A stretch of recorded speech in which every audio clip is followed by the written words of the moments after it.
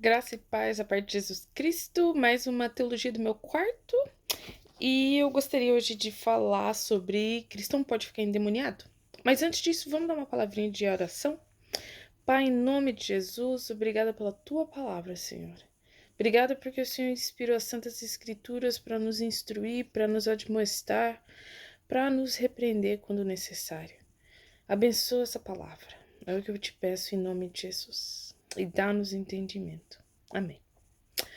Vamos lá. É um tema que às vezes eu escuto muito sobre cristão pode ficar endemoniado. Vamos colocar a primeira resposta. Não. Já para tirar isso, para você não, se você não quer ver o resto do vídeo, você pode já saber a resposta agora. Mas eu encorajo a terminar de ver. Um dos textos muito usados é o texto que está em Lucas 11, quando fala sobre um espírito imundo que sai.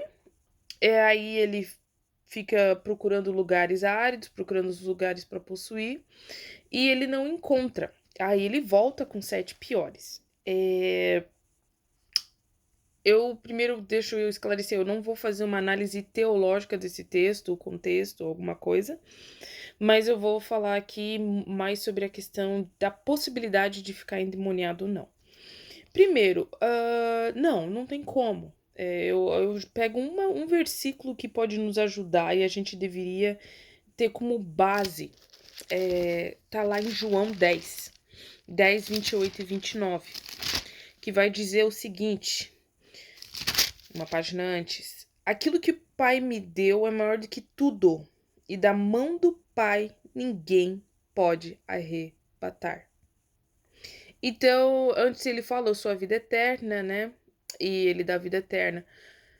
Isso eu acho que seria a base já para qualquer uma dessas perguntas. O que é de Deus, o que é de Jesus Cristo, ninguém tira. Muito menos Satanás.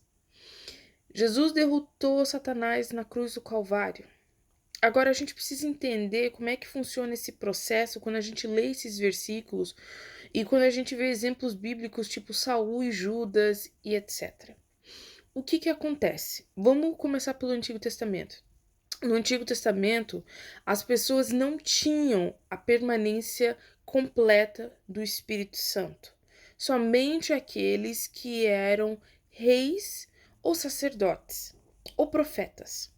E a gente vê isso muito claro porque no Antigo Testamento, quando a gente vê, por exemplo, Saul, quando Davi tocava, o Espírito ficava nele. Quando Davi parava de tocar, o Espírito Santo saía.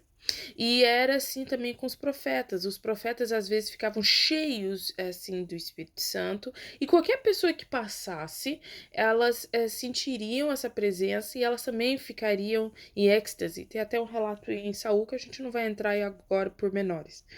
A gente vê isso em Moisés, quando Moisés seleciona pessoas para ajudar ele e ele exclama: "Quisera eu que todos tivessem essa unção", né? Que ele sabia que Israel não tinha. E a promessa que encontramos em Joel é que nos últimos tempos, ou seja, quando Cristo viesse a primeira vez, ele daria o Espírito para todos, para servos, filhos e filhas, velhos e jovens. E essa promessa é cumprida em Atos 2. Então nós vemos uma progressão. Aliás, em Atos 2, há uma progressão do derramamento do Espírito que começa com Jerusalém, Judéia, Samaria até os confins da terra, né? Que daí chega nos ímpios, que nem Cornélio, por exemplo. Então aí já temos uma base. O Espírito Santo no Antigo Testamento ele não permanecia. No Novo Testamento, após a conversão, a Bíblia vai dizer que nós somos selados com o Espírito Santo. E a partir do momento que somos selados com o Espírito Santo, nós somos de Cristo e ninguém pode tirar isso da mão de Deus. O que acontece, então, quando parece que uma pessoa aparentemente cristã fica endemoniada? Primeiro, ela não tinha comunhão em primeiro lugar, é bem provável que isso seja real. Ela pode ter o que a gente chama de fortalezas, que ela precisa se liberta de certas áreas, e isso pode ser algo progressivo. Eu sei até da minha própria conversão, eu simplesmente não fiquei assim totalmente limpa. Eu fiquei, mas eu precisei ser liberta. E às vezes esse é um processo longo. E aí que no texto de Lucas fala que ele vai sendo limpo, né? Que vai vir um mais valente e vai limpando. E a gente precisa entender isso e colocar isso em contexto. O caso Judas, que é um caso também muito usado, é que Judas, ele não tinha participado de Atos 2. Temos que lembrar que o Espírito Santo só foi mandado quando Jesus subiu. E como Jesus não tinha subido ao trono ainda e ficado à destra do Pai, ele estava ainda com a presença do Espírito Santo por causa de Cristo, até que Jesus permite essa ação maligna quando ele dá o bocado de pão, e diz ali que aí o espírito maligno entra nele. Até então, Jesus é que conserva a integridade e a estabilidade dos seus servos. Claro, quem quisesse ir embora, como houve lá em João 6, muitos foram embora, abandonaram ele. Mas Jesus sempre estava orando pelos seus. Só porque existe o livre-arbítrio e as pessoas decidem o que elas querem, né? Então eu acho que essa já tira uma grande coisa da nossa cabeça. Crente não fica endemoniado. Mas vamos tratar a outra parte. E essas fortalezas, o que elas são? A Bíblia diz que conhecereis a verdade vos libertará. Uma das artimanhas de Satanás é nos manter presos pela vergonha e pela mentira. Então há áreas na nossa vida que às vezes são vícios, às vezes são problemas de relacionamento. Por exemplo, às vezes a pessoa se converte e ela é viciada em pornografia. Ou a pessoa se converte e ela ainda tem um vício no cigarro, ela ainda tem um vício na bebida. Isso não quer dizer que ela não é de Jesus, quer dizer apenas que ela tem áreas que ela precisa tratar. E Satanás consegue, então, ter como é que eu diria, uma certa ação na pessoa, uma influência para que consiga prender ela a essas coisas. Não que ela seja possessa, mas sim de que ela está presa. Presa porque há áreas na vida dela que ela precisa se libertar. E a verdade é, conhecendo a Cristo e sendo trabalhada essas áreas, ela vai ser liberta. Não é de que ela está endemoniada, não de que ela está possessa. Eu falo isso por experiência própria, porque muito tempo da minha conversão, por eu estar, antes de me converter, envolvida em coisas muito ruins, eu sempre tinha essa coisa de que eu acho que eu não sou crente, eu acho que eu tô endemoniada. Mas à luz da palavra isso não é verdade. A gente precisa entender que o diabo é o pai da mentira.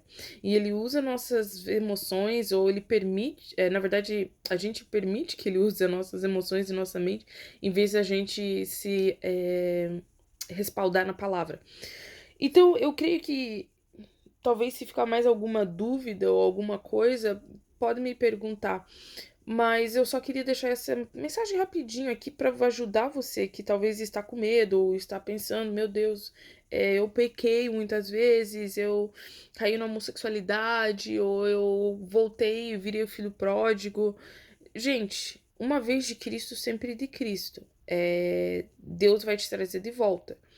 O que pode acontecer é uma total apostasia. Tem gente que literalmente nega Cristo, se converteu, mas daí de repente fala assim: Jesus não é pra mim. Aí ela nega Cristo, ela volta para os caminhos antigos e ela não quer saber de Deus.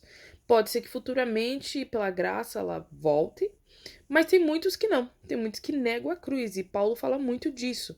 Que ele deixa até ser entregue a Satanás, essas pessoas, para que talvez salve a alma delas.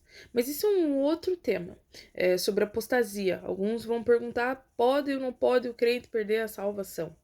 A questão que eu digo é: uma vez que você é salvo, você continua a sua vida progredindo em torno ou em direção a Cristo. Pode ter altos e baixos. O que não pode ter é você simplesmente abandonar a fé e acreditar que só porque você fez uma oraçãozinha você continua salvo para sempre. Não funciona assim. A Bíblia diz que o justo viverá pela fé, é aquele que perseverar até o fim será salvo. Você precisa continuar sua caminhada. Então, se você está desviado, se está achando que o diabo te tomou conta, não. Você tá vendo esse vídeo talvez porque você já tá com medo e tá querendo voltar. Que Deus te abençoe em nome de Jesus a voltar. Mas se você tá olhando e pensando, eu quero evidência para ir contra a cruz, tenha misericórdia, Jesus. Volte-se para Cristo e abra os olhos, porque Satanás está derrotado e você vai estar jogando pro lado errado, pro time que vai perder. Então, que Deus te abençoe e abençoe com essa mensagem, em nome de Jesus.